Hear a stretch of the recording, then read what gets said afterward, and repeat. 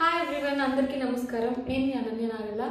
So ఈరోజు నేను మీ అందరికీ ఒక ఇంపార్టెంట్ విషయం చెప్తామని అనుకుంటున్నాను అండి. ఏంటి అంటే ఈ విషయం నాకు ఎక్స్పీరియన్స్ అయిపోయిన తర్వాత, నా ఫ్రెండ్స్ దగ్గర నుంచి, వాళ్ళందరి దగ్గర నుంచి విన్న తర్వాత నాకు తెలిసింది ఏంటి అంటే this is a very big serious issue. చాలా జరుగుతున్నది దీని చుట్టూ. సో నాకు జరిగిన ఎక్స్పీరియన్స్ ఫస్ట్ నేను మీకు షేర్ చేస్తాను. ఏంటి అంటే ఒక 3 days బ్యాక్ నాకు ఒక కాల్ వచ్చిందండి. ఒక కస్టమర్ కేర్ నెంబర్ నుండి కాల్ వచ్చింది. లిఫ్ట్ చేశాను. లిఫ్ట్ చేస్తే వాళ్ళు మీ నెంబర్ని ఒక 2 hours బ్లాక్ చేస్తున్నామని చెప్పారు. నాకు అర్థం కాలేదు బ్లాక్ చేయడం ఏంటి, అసలు ఏంటో జరుగుతుందో తెలుసుకుందాము. 9కి ప్రెస్ చేయండి, ఒక ఫీమేల్ మాట్లాడింది. 9 ప్రెస్ చేయండి, ఏంటి ఫర్దర్ డీటెయిల్స్ కోసం అంటే 9 ప్రెస్ చేశాను, కస్టమర్ కేర్ పర్సన్తో మాట్లాడదాము అని చెప్పేసి. ఆ పర్సన్ చెప్పాడు, Feb 8, 2024 ముంబై అంధేరిలో మీ దగ్గర నుంచి ఒక సిమ్, మీ ఆధార్ కార్డ్ని యూజ్ చేసి ఒక సిమ్ తీసుకున్నారండి. ఆ సిమ్ ఏంటి అంటే చాలా ఫ్రాడ్ కేసెస్ జరుగుతున్నాయి, దాంట్లోంచి మనీ లాండరింగ్ ఆ కేసెస్ అన్ని నడుస్తున్నాయి. సో ఆ సిమ్ బ్లాక్ చేస్తున్నాము. బట్ ఫ్యూచర్లో ఇలాంటివి రాకుండా ఉండాలి అండ్ ఆల్సో మీరు ఇలాంటి స్కామ్లో మీరు పార్ట్ కాదు అని అనుకోవాలంటే పోలీస్ క్లియరెన్స్ సర్టిఫికేట్ తీసుకోండి అని చెప్పాడు. అది ఓకే, సర్టిఫికేట్ ఉంటే ఎప్పటికైనా బెటర్ కదా అని చెప్పేసి ఓకే అని చెప్పాను.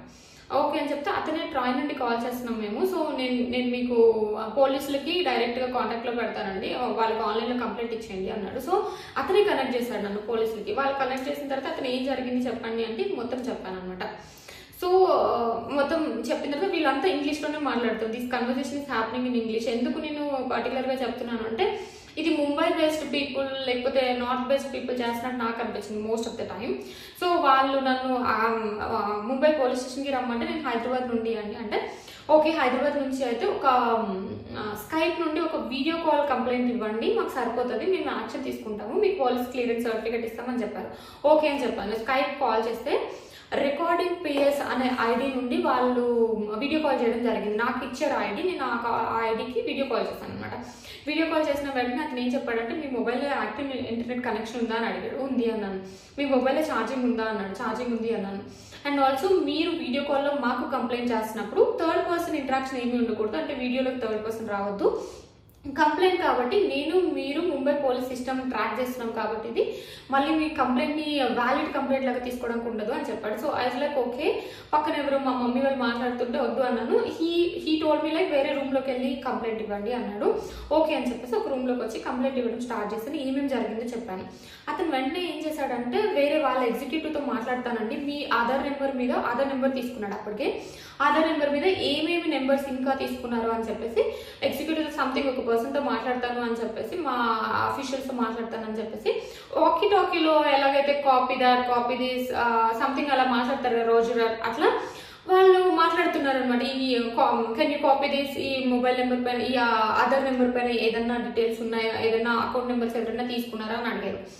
ఓకే, వాళ్ళు వెంటనే షాక్ అయ్యి, oh my God, this account has 25 account numbers, 25 account numbers, Jammu Kashmir, Delhi, అక్కడ మనీ లాండరింగ్, డ్రగ్స్ కేస్, ఇలా చాలా వాటిలో ఇన్వాల్వ్ అయ్యింది అకౌంట్ నెంబర్స్ అన్ని అని చెప్పి, కమిషన్ బేస్డ్ మీద వర్క్ చేస్తుంది ఇది అని చెప్పేసి ఏదో చాలా పెద్దగా మాట్లాడేశాడు అనమాట. వెంటనే ఆ పోలీస్ ఆఫీసర్ నాతో మాట్లాడుకుని వీడియో కాల్లో ఫస్ట్ చూడంగానే అతను ఒక పోలీస్ డ్రెస్ వేసుకొని, మన పోలీస్ స్టేషన్ ఎలా ఉందో అలానే ఉంది.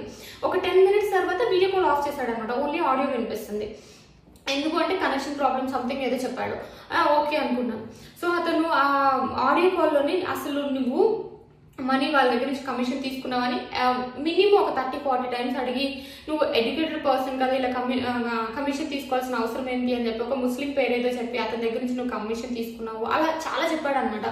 నాకు ఫస్ట్ భయం వేసింది, ఏడుపు వచ్చింది, ఇదేంటి ఇలా మాట్లాడుతున్నారని చెప్పి. 7 years మీకు జైలు శిక్ష పడుతుంది అండ్ కొంచెం ఏదో మనీ పే చేయాల్సి ఉంటుంది, ఇదంతా చాలా చాలా ఉంటుంది కేసు, అండ్ మీ ఫ్యామిలీకి కూడా థ్రెట్ ఉంటుంది, మీ ఫ్యామిలీలో ఇప్పుడే ఎవరికి చెప్పకండి అని చెప్పేసి కొంచెం సేపు అయిపోయిన తర్వాత ఏం చేశాడంటే, బేటా we're here to help you, నేను మిమ్మల్ని సేవ్ చేస్తాను, మీరు కమిషన్ తీసుకున్నారని మళ్ళీ అడిగారు. లేదు అన్నాను.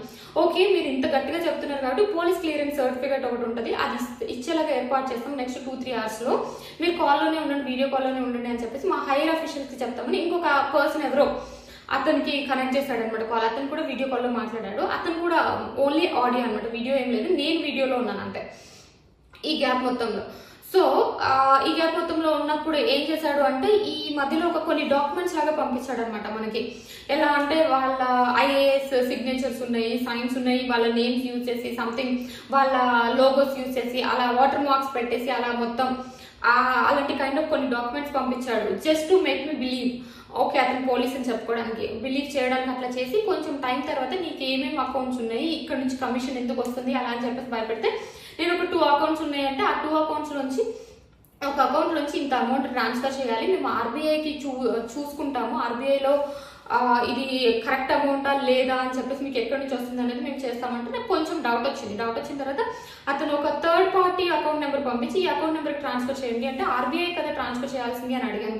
అడిగితే మా పోలీస్ డిపార్ట్మెంట్లో కూడా ఇంత పెద్ద స్కామ్ కాబట్టి పోలీస్ డిపార్ట్మెంట్లో కూడా ఇలాంటి వాళ్ళు ఉండొచ్చండి, మేము అందుకని సేఫ్టీ మేనేజ్ చేసి ఒక థర్డ్ పార్టీ అకౌంట్ నుంచి మిమ్మల్ని ట్రాన్స్ఫర్ చేయమని అడుగుతుంటే నాకు అప్పుడు కొంచెం డౌట్ వచ్చి నేను గూగుల్ చేశాను, వేరే పర్సన్స్ని అడిగాను అనమాట. అడిగినప్పుడు నాకు తెలిసింది అండ్ గూగుల్ చేయడం వల్ల తెలిసింది ఏంటంటే ఇలాంటి స్కామ్స్ చాలా జరుగుతున్నాయి.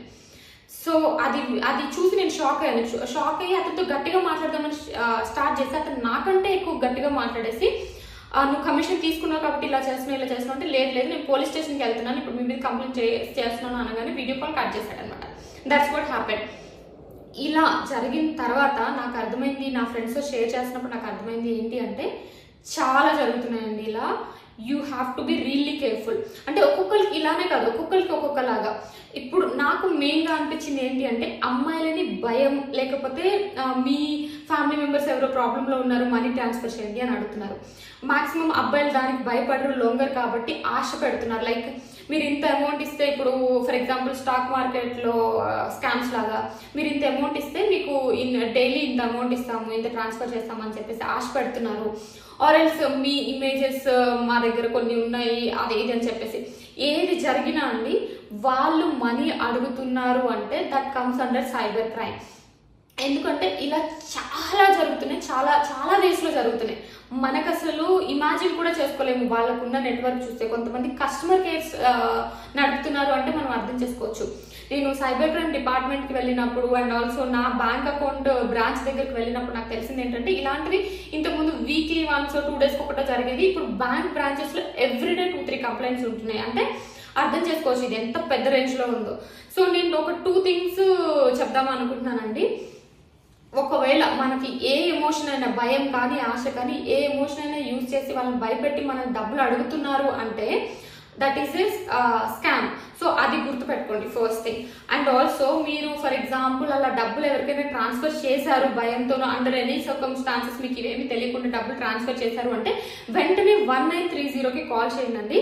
వాళ్ళు మన అకౌంట్ని ఫ్రీజ్ చేస్తారు అండ్ ఆల్సో ఆ అకౌంట్ని కూడా ఫ్రీజ్ చేస్తారు. ఇన్ కేస్ వాళ్ళు డబ్బులు అప్పటికే ట్రాన్స్ఫర్ చేయకపోతే అకౌంట్ ఫ్రీజ్లో ఉంటుంది. అట్లీస్ట్ కొంచెం మన మనీ మనకు వచ్చే ఛాన్స్ ఉంటుంది. సో ఓకేనా, ఇవి 2 things అండి. మీరు ఇవి చాలా బాగా గుర్తుపెట్టుకోండి. నేను చాలా ఎక్స్పీరియన్సెస్ వింటున్నాను ఈ మధ్య ఒక్కొక్కరికి ఏమేమి జరిగిందో. సో మీకేమన్నా జరిగితే వెంటనే మీకు దగ్గర వాళ్ళతో షేర్ చేసుకోండి అండ్ ఆల్సో సైబర్ క్రైమ్లో రిపోర్ట్ చేయండి. ఇట్ ఈస్ రియల్లీ ఇంపార్టెంట్ అండి. పోలీసు వాళ్ళందరినీ పట్టుకోవడానికి చాలా ఇంపార్టెంట్ అవుతుంది మనం ఇచ్చే కంప్లైంట్ అనేది. సో మీకు కానీ మీకు తెలిసిన వాళ్ళకి కానీ ఇలాంటి ఎక్స్పీరియన్సెస్ జరిగితే కామెంట్ సెక్షన్లో చేయండి. సో వాళ్ళు బేసికలీ ఒక్కటే వేలో ఏం వెళ్ళట్లేదు, చాలా వేస్ ఉంటుంది, అందరికీ తెలుసుకోవడానికి ఛాన్స్ ఉంటుంది. అండ్ ఆల్సో ఈ వీడియోని మీకు తెలిసిన వాళ్ళకి చాలా మందికి ఆర్ ఎల్స్ మీకు ప్రాబ్లంలో ఉన్న వాళ్ళ ఎవరికైనా షేర్ చేయండి. ప్రాబ్లమ్ ఇన్ ద సెన్స్ ఇలా అవుతుంది అని చెప్పేసి అవేర్నెస్ కల్పించడానికి. సో అది మనందరికీ యూజ్ అవుతుంది. Thank you so much.